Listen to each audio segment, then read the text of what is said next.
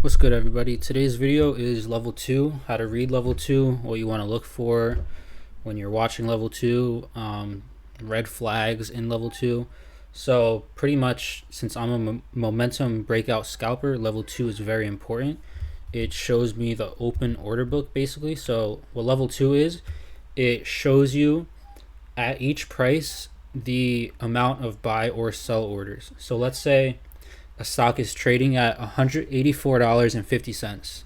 You're going to have people with limit buy orders waiting to get filled at 184 and 47 cents, 45 cents, 40 cents, and down the list.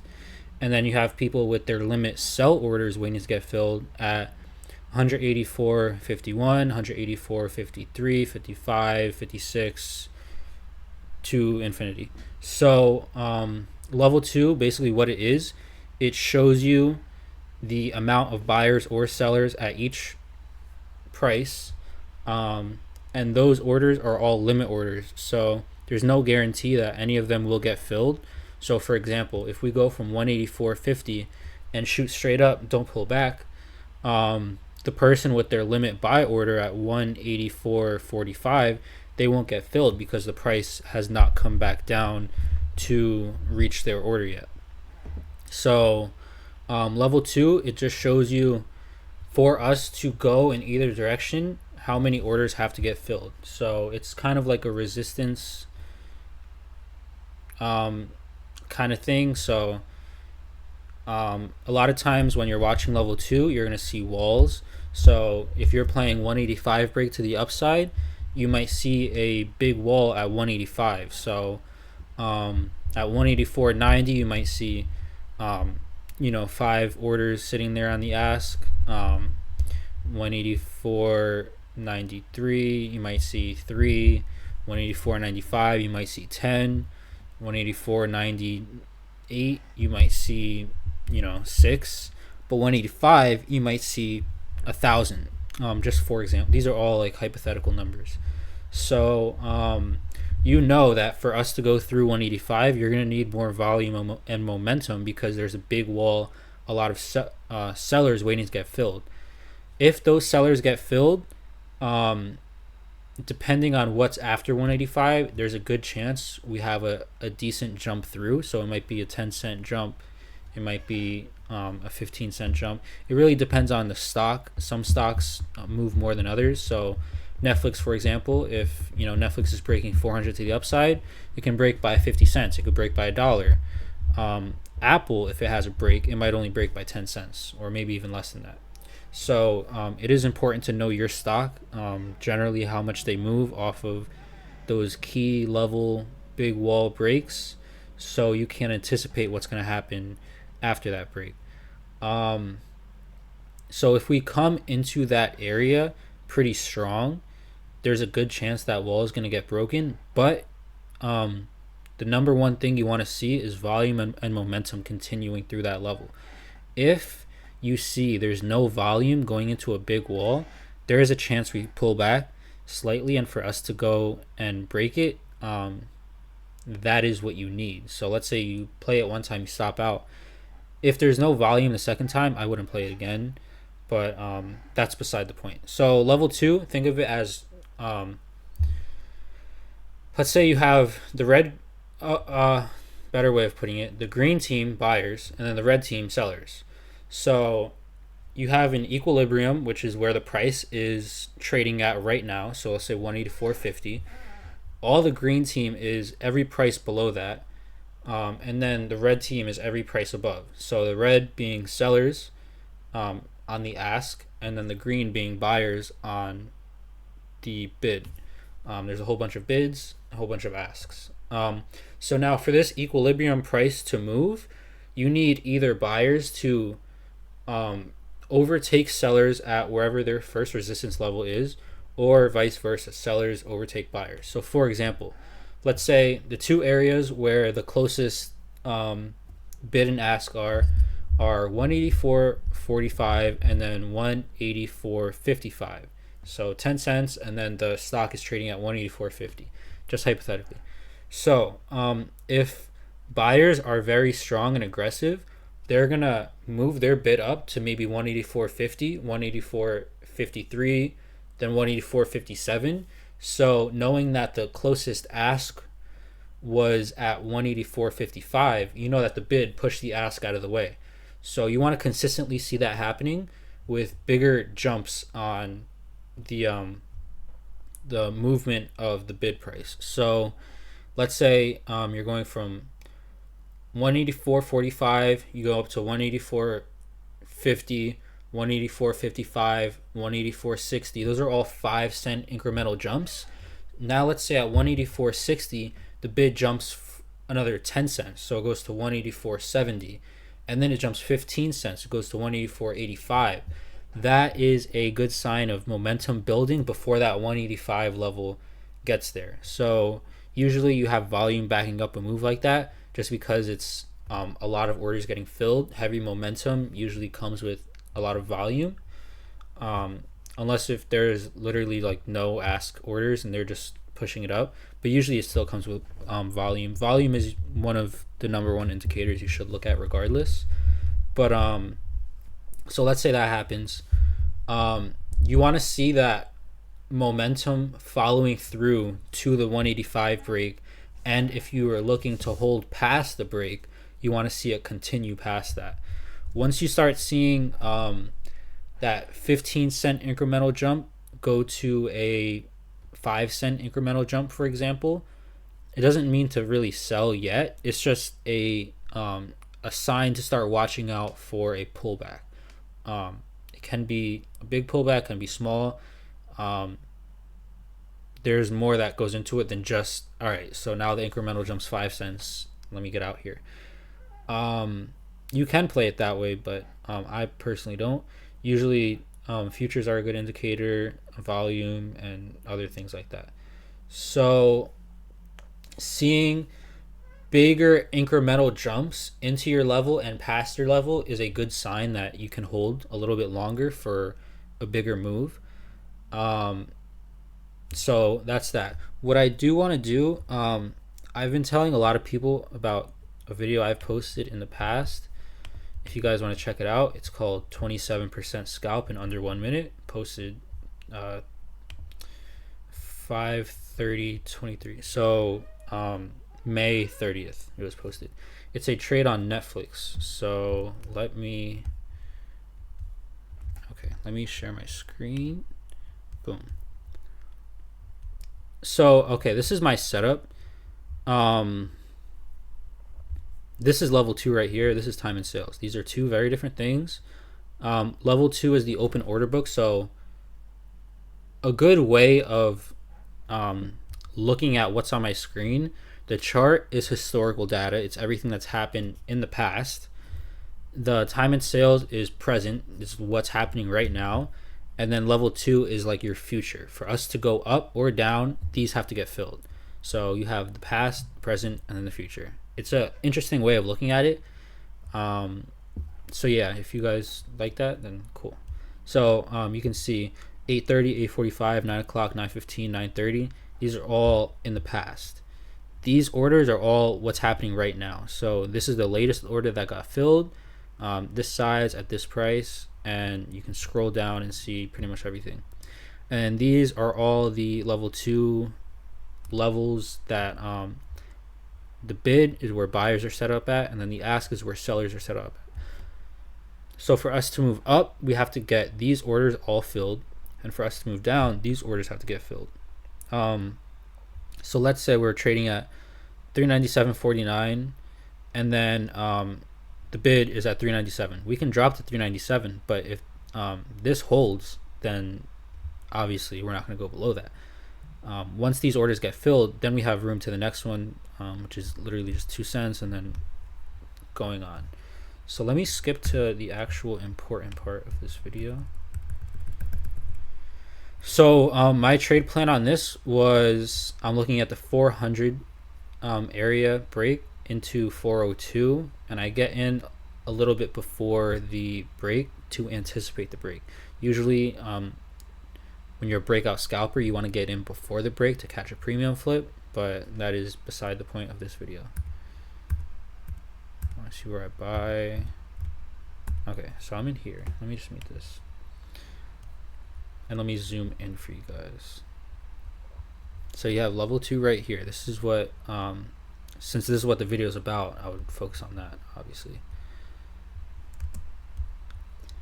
So since we're looking at upside, what you want to see is this bid meeting the ask. So in this right now example, you want to see this bid getting at or above 399.52.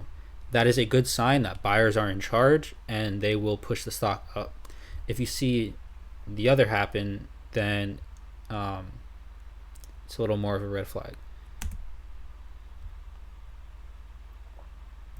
So you can see the bid is moving up and the ask is also moving up. So people are market buying the ask orders. It's not necessarily the bid strong yet. I mean, the bid is moving up, which is good, but it's not the bid literally pushing the ask out of the way. When you see the bid literally push the ask out of the way, it's a very good indicator that buyers are there and they're aggressive. Okay, right there. So that happened very quick, and this is why rewatching the trades, what I recommend is rewatching it multiple times, slow down the speed, so you can process everything very quickly. So I have it in real time right now. I'll even slow it down for you guys so it can be easier to watch. So this is half speed right here. Let me go back a little bit. So watch how the bid jumps up, meets the ask, and pushes the ask out of the way, therefore pushing to the next ask order. So right now the bid is at 21 cents, 22, 26.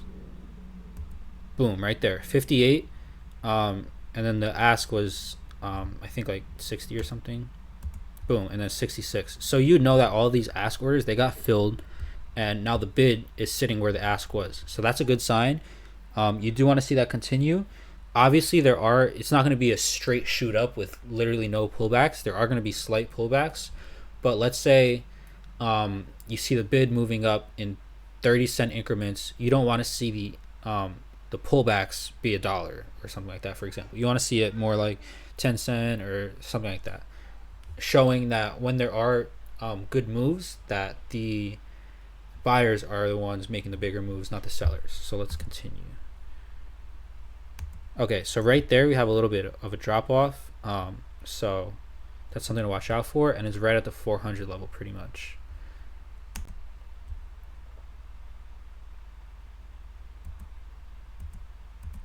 So you see the ask right now is at 68 cents, the bid is at 27.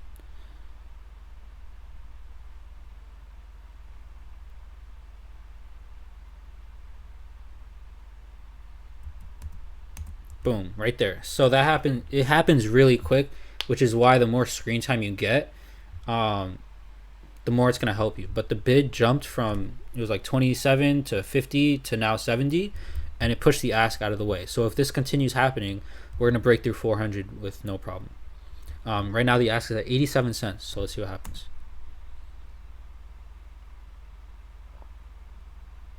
Boom. Jumped up to 410 cents, jumped right through the ask, and now pushed us above 400. So that's a good sign for a key level breakout, and for us to get continuation, this same thing is going to have to continue happening. So now the ask is at 61 cents, the bid is at 10 cents. So let's see. The bid jumped to 34, 35 cents. Jumped up to 48 cents on the bid.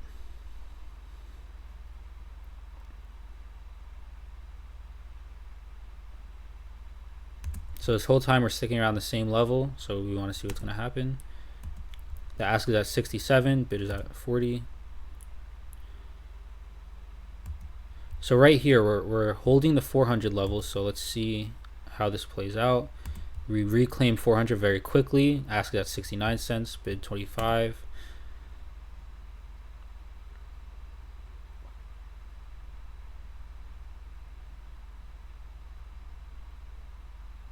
And this is also half speed, by the way.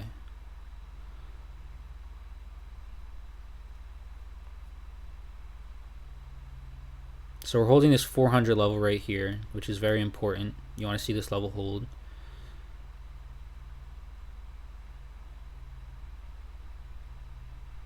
Boom, right there. So we pushed right past the ask. Let's see if I can go back.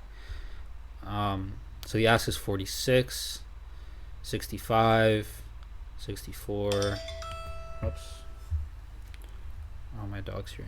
And then yeah, so we pushed right past the ask. Now the bid is holding where the ask was. Next ask at 401. So let's see if we continue. Boom, 401.55, and this is half speed. So in real time, this is happening super quick. It shows that buyers are very aggressive. They're very strong, and I'm getting very close to my take profit level. So seeing this momentum push, I'm getting ready to sell in a second. So I see basically 402 hits the ask just about with very strong momentum. This was my highest profit target of this trade. I was looking at the 400 break into either 401 or 402, depending how strong momentum was. Seeing momentum was very strong. We hit about 402 on the ask, so I set my limit order. Usually I recommend to people, beginners at least, to do market orders. It guarantees you get in and out when you want, but limit is for a better fill. There's only certain occasions where you should use that. And then I got filled. So the only reason I got filled is because momentum is still pushing in my direction. So yeah.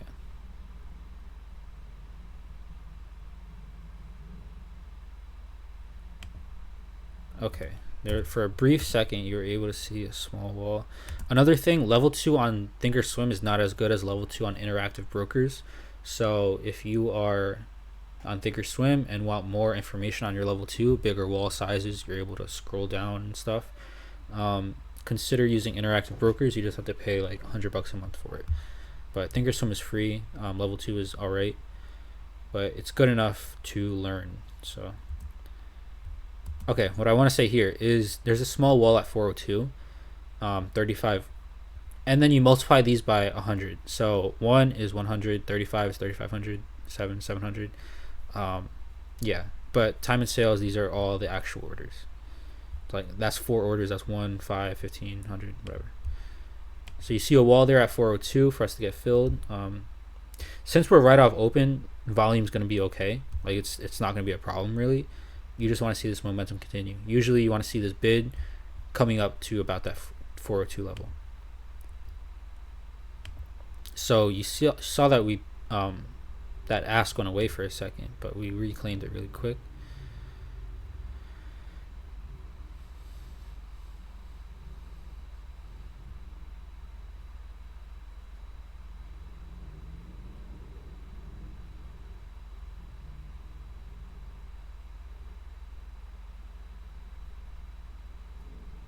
Oh my god, I'm annoying. Sorry guys. Okay, so let's see. Bid is at 43, ask at 63. Now bid is overtaking the ask again. Let's see if we break 402 here. I want to see this bid push. Boom, there you go. So now the 402 level broke. Now the bid went up to 402. So the bid is always going to be under the ask. The ask is always going to be over the bid. So something to keep in mind. Yeah, because the equilibrium price, the price we're trading at, is right here, this black line basically. This is the nearest buy order and the nearest sell order. Anyone that's buying market, if you're buying market, you're going to buy at the ask. If you're selling market, you're going to sell at the bid. Just something to keep in mind. So yeah, we broke that 402. Now the bid is above, the ask is also above. And if you want to see continuation, same thing. Just watch those bid orders meet the ask, push the ask out of the way, volume, all that good stuff. But I think that's a pretty basic video of getting you an understanding of what level 2 is. People think of it, try to visualize it in different ways. I look at it as a war. You have your line. So let's say this is your border. I was going to get into a very specific example. I don't know if someone's going to get tight about it, so I won't. So yeah, let's say this is your border. You have green team and then red team.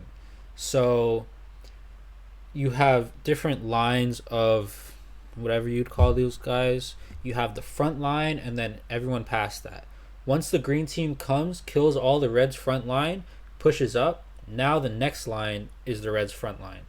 So it's not what was once the front line. So now the border moves up a little bit because the green took some of that red's front line or whatever, and they claim that area. The red can get strong and then do the same thing, and then they just play with this border until whatever. But for the border to move, the front line has to move. So whether it's the green overtaking the red, all these reds dying, now we're at the next level, and then so on. Um, that's what has to happen. So let's say you're looking for upside. You want green to be the stronger side, continually pushing the red out of the way. There might be some times where the red, takes the front line out of the green, but you want this green to hold strong, not give up too much, and then continue to push the red out of the way. So that's just the way I try to visualize, or like I think about it. It's kind of like a war. Um, but yeah, whatever. So I hope this helps you guys. Level two is probably my most important indicator. Um, Obviously, the candlestick charts are important to look at, but level two is like if I was trading one thing and one thing only. Well, one I wouldn't because that's kind of crazy. But it's between the chart and level two. Level two might be better. I think I would be more profitable if I traded just off of level two than just off of the chart. But it's kind of hypothesis. I'm not gonna do that. Like that's I'm not playing that game. Um, why limit yourself? But whatever. I'm getting too deep. So hopefully that helps you guys. Level two is very important for breakout scalps. Um, so yeah, peace. Hope you guys enjoy your Wednesdays and the rest of your week.